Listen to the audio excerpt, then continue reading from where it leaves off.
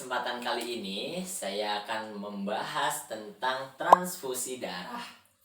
Nah, teman-teman suka bingung nggak sih kalau misalkan lihat soal UKM PPD, kemudian ada soal pada kasus tersebut komponen transfusi darah apa yang sesuai atau yang cocok diberikan pada pasien.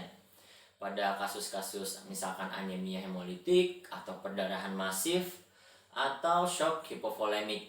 Nah, tentunya untuk soal-soal tersebut itu akan sangat menjebak apabila kita tidak tahu apa saja komponen dari transfusi darah. Oleh karena itu, pada kesempatan kali ini saya akan membahas tentang transfusi darah secara umum mulai dari komponennya hingga reaksi yang akan muncul disebabkan oleh transfusi darah. Baik, yang pertama kita bahas dulu komponen. Komponen transfusi darah secara umum biasanya ada 6. Yang pertama whole blood, ada PRC atau packed red cell, kemudian washed red cell yang telah dicuci, sel darah merah yang telah dicuci, kemudian platelet konsentrat, selanjutnya plasma beku yang masih segar atau fresh frozen plasma, dan cryoprecipitate. Mulai dari whole blood dulu. Nah, apa itu whole blood? Whole blood itu adalah komponen lengkap dari darah, seutuhnya darah. Ya, komponen darah itu terdiri dari plasma, sel-selnya, ya, mulai dari sel darah putih, sel darah merah, trombosit, dan lain sebagainya. Itu adalah whole blood. Kapan diberikan dan kepada siapa? Diberikan biasanya pada pasien-pasien dengan perdarahan masif atau shock hipovolemik. Selanjutnya dapat diberikan juga untuk komponen transfusi darah yang lainnya adalah PRC. PRC adalah packed red cell. Packed red cell ini adalah eritrosit yang dipisahkan dari plasma. Jadi sudah tidak ada plasmanya, murni hanya eritrosit. Dan kapan diberikan? Tentunya diberikan pada anemia tanpa penurunan komponen darah lain. Jadi tujuannya memang untuk menggantikan sel darah merah. Kemudian yang ketiga ada washed red cell, yaitu PRC yang sudah dicuci dengan NaCl fisiologis untuk menghilangkan antibodi yang menempel di plasma. Nah, biasanya washed red cell ini diberikan pada pasien atau penderita transfusi yang berulang atau mengalami demam pada transfusi sebelumnya.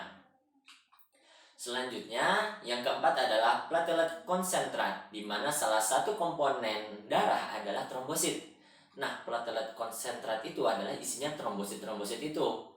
Biasanya diberikan pada pasien-pasien dengan trombositopenia, tentunya sesuai dengan indikasi tertentu, atau diberikan pada pasien preoperatif sebagai profilaksis.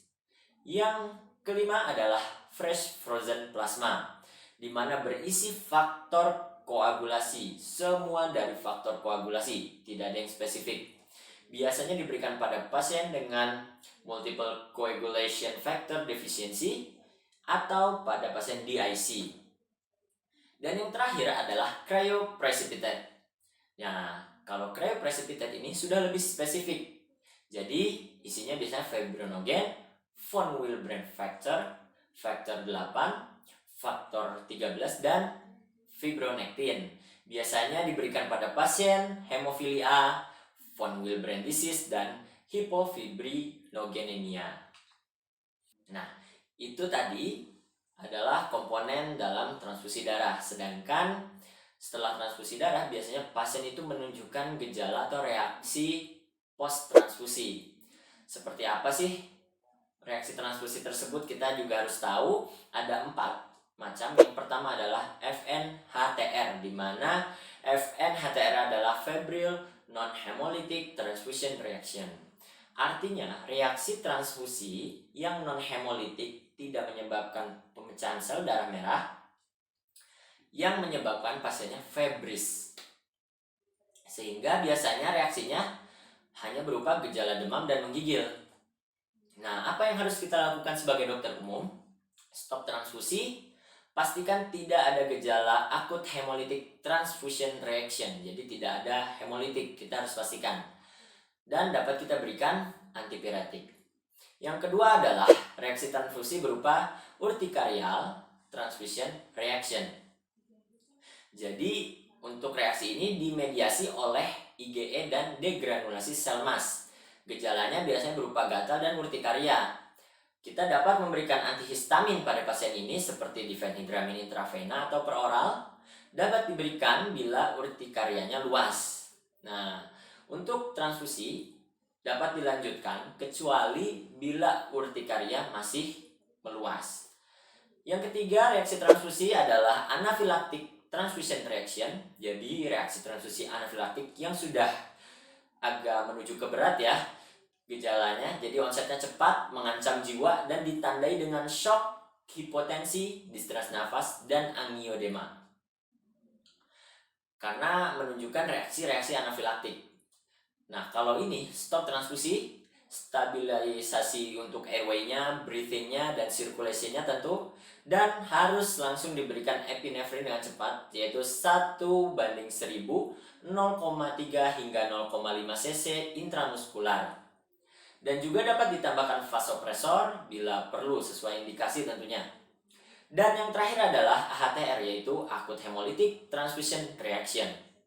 Nah, untuk yang akut hemolitik ini merupakan kegawat daruratan akibat hemolisis eritrosit donor.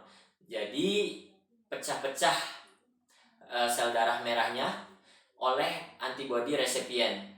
Dan ini disebut reaksi yang disebut kejadian ABO incompatibility. Biasanya gejalanya itu berupa demam, menggigil, kemudian ada nyeri pinggang, kemudian juga tidak jarang ditemukan hemoglobinuria, hipotensi, dan lain sebagainya. Selanjutnya, apa yang harus kita lakukan pada pasien yang ditemukan adanya tanda-tanda hemolisis?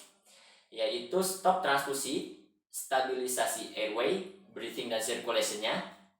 Selanjutnya kita dapat memberikan infus normal salin, yaitu 100-200 cc per jam, untuk inisiasi maksud kami diuresis, jadi supaya pasiennya pipis gitu.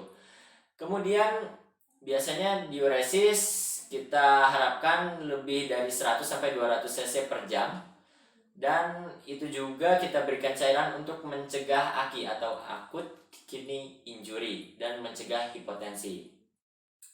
Dan juga segera ulangi cross match terhadap produk darah yang diberikan. Karena biasanya kalau hemolitik berarti ada kontraindikasi sebenarnya untuk pemberian transfusi dari antara donor dan resipien. Selanjutnya yang terakhir adalah monitor profil koagulasi seperti AT, PT, APTT, fibrinogen, dan juga monitor fungsi jantung dan ginjal. Itulah beberapa manajemen pada reaksi-reaksi yang muncul post transfusi atau saat transfusi berlangsung. Semoga bisa banyak membantu teman-teman untuk belajar UKM PPD. Jangan lupa untuk mengerjakan soal setelah ini, dan sampai jumpa di video selanjutnya.